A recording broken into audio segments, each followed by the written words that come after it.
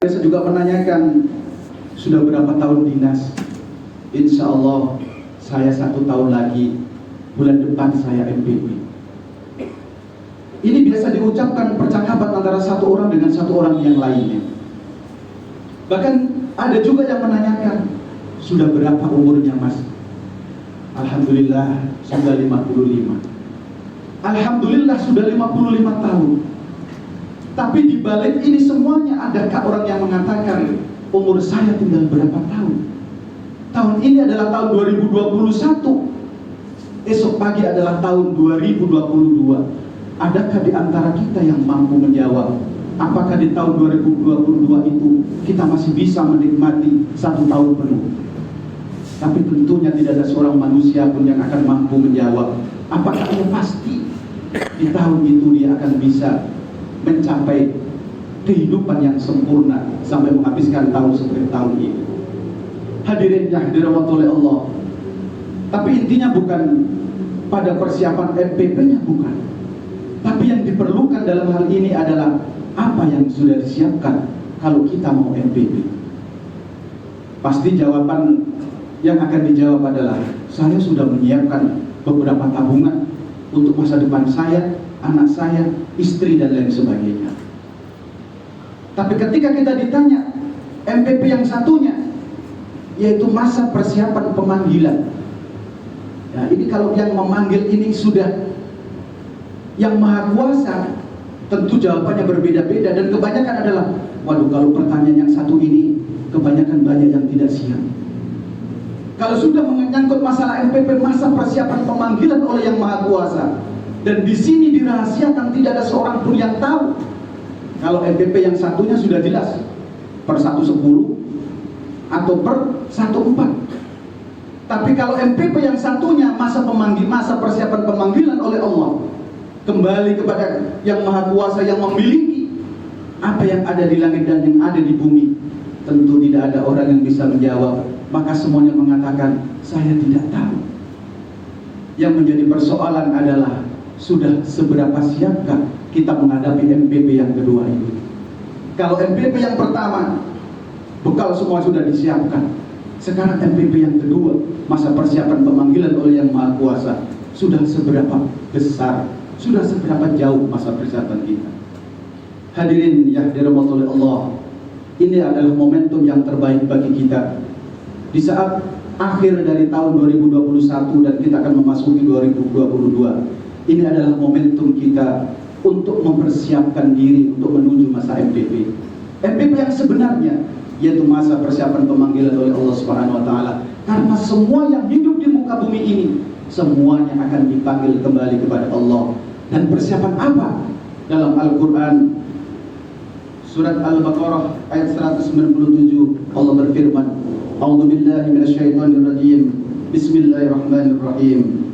Wa tazawwadu fa inna khairaz zadi taqwa wattaquni ya ulil albab. Yang artinya, berbekallah, dan sesungguhnya sebaik-baik bekal itu adalah takwa, dan bertakwalah kepada aku, hai orang-orang yang berakal. Hadirin yang dirahmati oleh Allah, Allah sudah berikan suatu tuntunan. Bekal yang terbaik menuju MPP adalah berbekal dengan takwa. Takwa itu singkat, padat, mudah, dan ringan, asalkan betul-betul diyakini dalam hati dengan keimanan, melaksanakan segala perintah Allah dan menjauhi segala larangan-larangannya. Manusia tidak usah khawatir, tidak usah takut. Ketika orang sudah meyakini dalam hatinya bahwa dengan iman dan takwa, maka di situ Allah akan jamin baik itu kehidupan di dunia maupun di akhirat. Sebenarnya Allah berfirman dalam surat At-Talaq ayat 4, A'udzubillahi minasyaitonirrajim. Bismillahirrahmanirrahim. Wa may yattaqillaha yaj'al lahu min amrihi yusra. Barang siapa yang bertakwa kepada Allah, maka Allah akan jamin urusannya menjadi mudah. Hadirin yang dirahmati oleh Allah, masa persiapan pensiun perlu disiapkan, tapi yang tak kalah penting juga adalah masa persiapan penjemputan oleh yang maha kuasa. Ini juga harus disiapkan dengan sebaik-baiknya. Kalau kita mau pensiun, bekal semua kita siapkan dengan segala macam.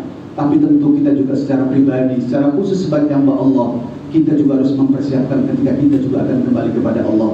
dan bekal itu tidak lain adalah iman dan takwa yang sebaik-baiknya. Hadirin yang dirahmati oleh Allah, ada sebuah kisah. Pada zaman Rasulullah SAW ada 3 orang dari Bani Nadrah datang kepada Rasulullah. 3 orang ini kemudian berikrar masuk ke dalam agama Islam. Kemudian berkatalah, barang siapa yang mau membantuku untuk membantu 3 orang ini. Maka salah seorang sahabat yang bernama Talha mengatakan, ya Rasulullah, saya bersedia untuk menanggung 3 orang ini. Pada suatu ketika Rasulullah mengumumkan siapa yang mau ikut berperang denganku. Maka salah satu dari 3 orang ini pun ikut berperang dan akhirnya mati syahid di medan pertempuran. Maka Rasulullah kembali, siapa lagi yang mau ikut bertempur dengan aku berjuang di jalan Allah? Maka satu orang yang berikutnya mengajukan, saya ikut denganmu ya Rasulullah. Dan dengan izin Allah, orang yang kedua ini dari 3 orang tadi akhirnya juga gugur syahid di medan pertempuran. Dan orang yang terakhir ini 1 tahun berikutnya, kurang lebih beberapa tahun berikutnya, akhirnya juga meninggal. Tapi meninggalnya bukan di medan pertempuran, tapi meninggalnya adalah di tempat tidur. Kemudian suatu saat orang yang menanggung ini, sahabat Talha, bermimpi. Dan dalam mimpinya ini ternyata dari 3 orang ini yang pertama yang ada di depan masuk surga adalah orang yang mati bukan di medan pertempuran, tapi yang terakhir yang mati di tempat tidur. Kemudian Talha tidak bisa menerima dan mengingkari kejadian mimpi ini. Kemudian datang kepada Rasulullah, ya Rasulullah, saya tadi malam bermimpi seperti ini dan saya mengingkari itu. Kemudian Rasulullah SAW bersabda, memang orang yang pertama mati syahid di medan pertempuran, orang yang kedua juga begitu mati syahid di medan pertempuran, dan orang yang terakhir ini mati di tempat tidur. Tapi tahukah kamu, orang yang terakhir ini diberikan umur lebih panjang oleh Allah daripada 2 orang yang sebelumnya, dan umur itu dipergunakan dengan sebaik-baiknya untuk beramal dan beribadah kepada Allah. Dia mau lebih banyak tahmidnya, dia lebih banyak takbirnya, dia lebih banyak ibadahnya daripada saudaranya yang 2 tahun sebelumnya mendahului mati syahid, tapi amalnya lebih banyak orang yang terakhir. Hadirin yang dirahmati Allah, Rasulullah SAW menegaskan dalam satu sabda yang sangat masyhur, ya Rasulullah, ayyun nasil khair? Qala man tala umruhu wa hasuna amaluhu. Wa qala ayyun nasir? Qala man tala umruhu wa sa'a amaluhu. Ketika Rasulullah SAW ditanya, ya Rasulullah, siapakah orang yang paling baik? Rasulullah mengatakan, orang yang paling baik adalah orang yang panjang umurnya dan baik amal perbuatannya. Dan siapakah orang yang paling jelek? Orang yang tidak baik. Rasulullah mengatakan, yaitu orang yang umurnya panjang, diberikan kesempatan oleh Allah untuk hidup lebih panjang, tapi amal perbuatannya dia sangat tidak baik. Hadirin yang dirahmati oleh Allah, sebagai kesimpulan, mari kita banyak bersyukur kepada Allah karena kita masih diberikan kesempatan untuk menghirup udara di akhir tahun 2021, dan semoga di tahun 2022 ini Allah juga memberikan kesempatan kepada kita untuk hidup dan untuk banyak beribadah kepadanya. Mudah-mudahan tahun 2022 ini adalah kesempatan yang terbaik bagi kita untuk memperbanyak amal ibadah, untuk meningkatkan iman dan takwa, karena semuanya kembali kepada Allah. Kita mempersiapkan MPP, masa pemanggilan oleh Allah Subhanahu wa taala. Hadirin yang dirahmati Allah, demikian khutbah singkat yang dapat kami sampaikan. Mudah-mudahan ini bisa menjadi bahan renungan bagi kita. Tentunya bukan hanya menyambut tahun barunya, tapi adalah mari kita jadikan momentum ini untuk mempersiapkan bekal sebaik-baiknya. Barakallahu li wa lakum fil Qur'anil azim wa nafa'ani wa iyyakum bima fihi min al-ayati wa dhikril hakim wa taqabbalu minni wa minkum tilawatan as-sami'ul alim wastaghfiruhu innahu wal ghafurur rahim.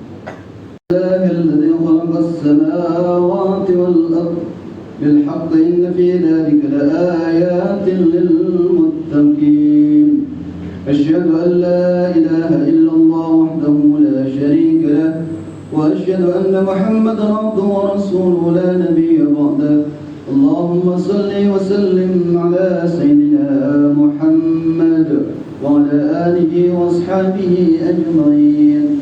أما بعد فيا عباد الله اتقوا الله حق تقاته ولا تموتن إلا وأنتم مسلمون. إن الله وملائكته يصلون على النبي يا أيها الذين آمنوا صلوا عليه وسلموا تسليما.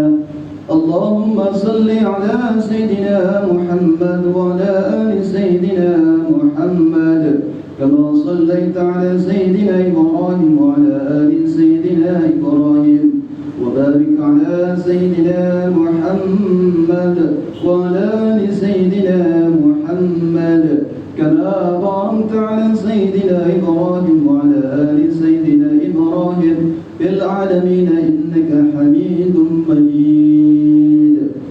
اللهم اغفر للمسلمين والمسلمات والمؤمنين والمؤمنات الأحياء منهم والأموات. ربنا لا تؤاخذنا إن نسينا وأخطأنا. ربنا ولا تحمل علينا إصرا كما حملته على الذين من قبلنا. ربنا ولا تحملنا ما لا طاقة لنا به واعف عنا واغفر لنا وارحمنا أنت مولانا فانصرنا على القوم الكافرين.